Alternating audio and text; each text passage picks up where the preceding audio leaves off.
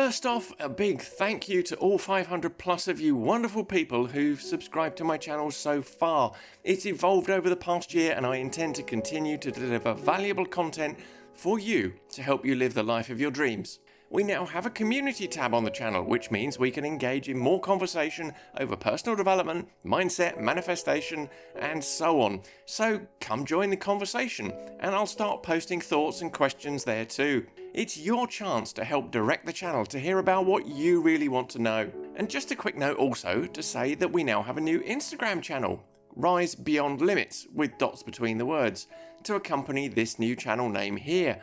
And this will be exclusively for personal development related content. Remember to subscribe there too. And of course, the competition to win lifetime access to the Become the Best Version of Yourself course on my new Rise Academy, and it's still open. You have to watch right through today's video to get the instructions for how to enter, and I'll link to the course below too if you want to check it out. Good luck. Now on with today's video.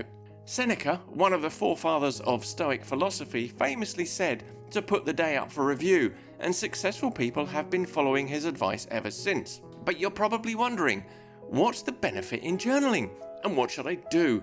It's easier than you might think, and I'll come on to that later. But first, here's Matthew McConaughey with a little wisdom and motivation on this. Look, I've had a lot of my male friends, dudes, say like, nah, I don't want to journal, man. No, dudes don't journal. Yeah, we do. I'll tell you why. Any you dudes out there work daily to be better men, have places you want to go, things you want to achieve in life, be better fathers, be better friends, be better at our career. Write them down. We have them in our head, but when we write them down, we all of a sudden become objectively aware of what we're trying to achieve and what we're chasing. Write them down. It's like a personal contract with ourselves that we can look at or not look at. Keep us on track to go where we want to go. So, there you go, dudes.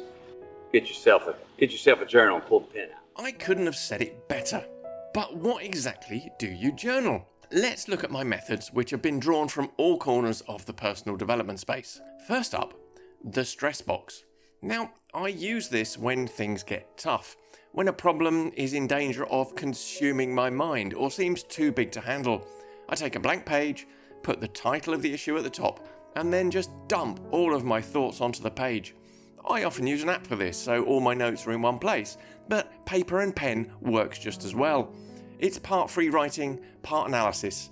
Just write, get it all out, then sit with it. You'll see patterns, especially if it's a recurrent issue. Think about how you can deal with it objectively, as Matthew says. There are different tools you can use here at this stage. One is a simple to-do list.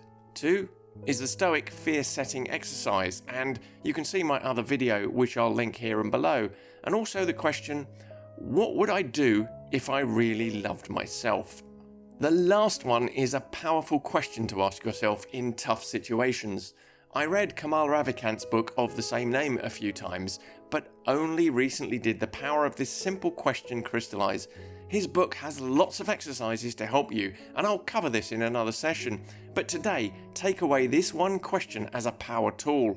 Next up, plan it out. Now, let's hear from Matthew again on this one, because he's got some erudite words to say. Here's another cool thing I love about journaling. You ever go to bed at night and you start thinking about all the stuff you got to do the next day, and it gets kind of intimidating, and your brain starts going, and you're having trouble getting to sleep because you're like, oh yeah, I got to do this, this, this, and this. How am I going to remember? Wait, how's my day going to flow? Then you wake up in the morning and you're like, oh yeah, I've got to do this, this. Write it down.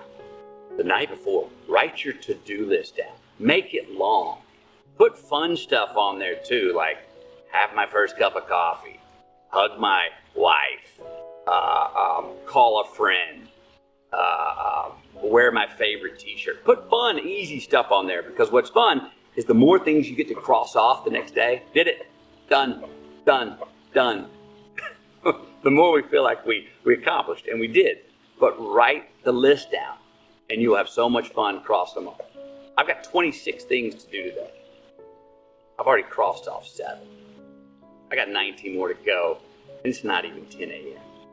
And Marie Forleo is also a great believer of this method. Now, I like the idea of gamifying your to-dos, but the more you get into taking control of your possibly rudderless life, you can find your focus on the easy things and not the hard things. So I like to spend 5 to 10 minutes being a little more ruthless and highlight the 5 things I must do the next day to move things forward in my life. Some of these will be hard, like difficult conversations, important phone calls, or really boring stuff like my accounts, but necessary. I add extra things too, nice to haves, because sometimes you can't proceed on the big things, so you have something to fall back on instead of just drifting off into procrastination. And my final method, the big one, is the bookend the day method. Now, Seneca's full quote is, "I will keep constant watch over myself and, most usefully, will put each day up for review. For this is what makes us evil, that none of us looks back upon our own lives. We reflect only on that which we are about to do, and yet our plans for the future descend from the past." I have a process which embodies many of the ideas from the Stoics, with a modern twist. It sets up the day on the right note in the morning and then closes out the day in the evening with what I call an autopsy, plus a few extra things thrown in for good measure. In the morning, I ask 3 simple questions. What do I need to do today? How can I do today better than yesterday? And what am I grateful for? And I spend 5 to 10 minutes on this. If you do the plan the day exercise from the last tip, the first one's already done. And the next 2 are reflective and ask how you can be a better person in everything you do, from how you work, to what you need to do, to how you interact with people. It's drawn from the work of Brendon Burchard, and the last one, gratitude, puts you in a positive frame of mind. Just list out 3 things and really feel them. In the evening part of the bookend, I do 3 things here too. The autopsy, more gratitude, and something I call find the magic. This can take a little longer, maybe 15 or 20 minutes, but it's well worth it. The autopsy is something that I picked up from David Goggins. It's like a military debrief of your day. You don't need to look at minutiae, but analyse what went well, what went badly, and what didn't happen that should have. Look at the why. You can be as detailed or as intuitive as you like. It depends on you. If you're analytical, break it down. If you're intuitive, go with how you felt in these activities.